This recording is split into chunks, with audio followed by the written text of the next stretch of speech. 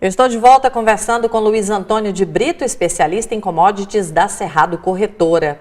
Luiz Antônio, vamos falar mais um pouco da demanda da China, turbina em exportação no Brasil, é isso?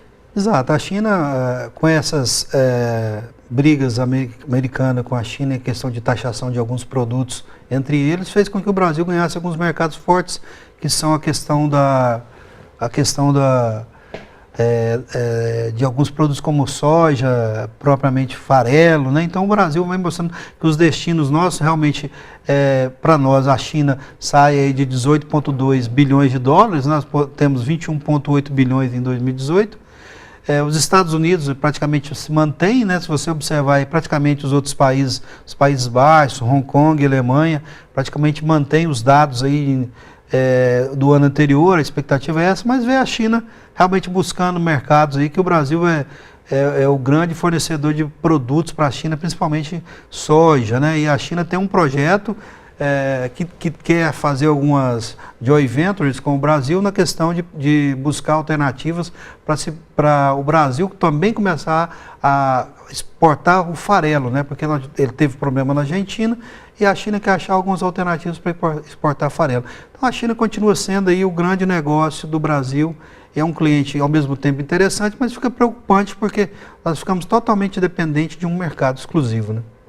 Luiz Antônio, vamos comentar agora, queria que você falasse sobre um problema que muita gente agora vai assustar, né? Onda de calor na Europa ameaça a produção de cerveja, é isso? Exatamente, a onda de calor na Europa, o que aconteceu?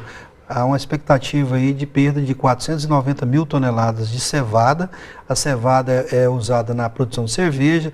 No Brasil, para você ter uma ideia, se usa a cevada em torno de 20% na produção da cerveja e na Alemanha 50%.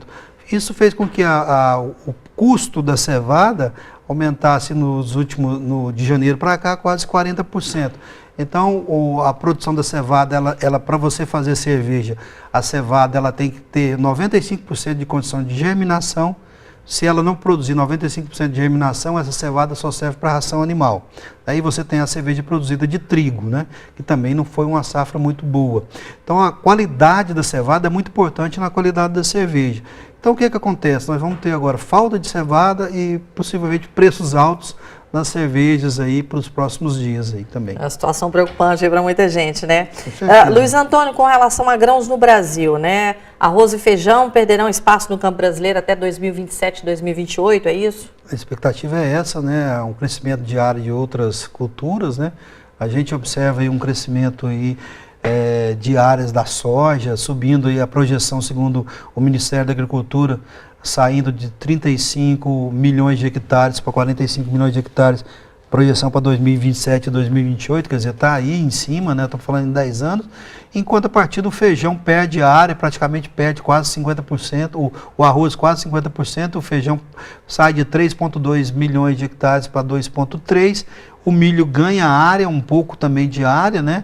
E mostra o quê? Mostra que o arroz, ainda mesmo que ele perca área, há uma possibilidade de aumento de produtividade, a gente possa crescer um pouquinho na produtividade, mas mostra que as outras culturas que têm uma maior facilidade de comercialização internacional, que tenha mais agilidade em negociação, como o milho, a própria soja, faz com que essas áreas aí acabam sendo tomadas de outras culturas, né? Pois é, diante de uma avaliação dessa, como fica a situação para o produtor? O que ele aumenta em área, o que ele pode diminuir em área plantada? Pois é, fica uma questão seguinte, ver que a demanda realmente por produtos ligados à soja faz com que o produtor defina a sua cultura para aquela que tem mais liquidez, né? E o arroz, a gente é uma cultura praticamente interna do Brasil. A gente deve crescer um pouco para 12 milhões de toneladas, mas mostra que o produtor vai para aquele produto que ele tem a maior condição de negociar melhor e produzir melhor. Tá certo, então, Luiz Antônio, muito obrigada mais uma vez pela sua participação. Eu que agradeço, desejo um bom dia a todos. E o programa Agronegócio chegou ao fim. Eu termino com a seguinte frase: os que acreditam que com dinheiro tudo se pode fazer, estão indubitavelmente dispostos a fazer tudo por dinheiro. Um grande abraço para você, um bom dia e até o próximo programa.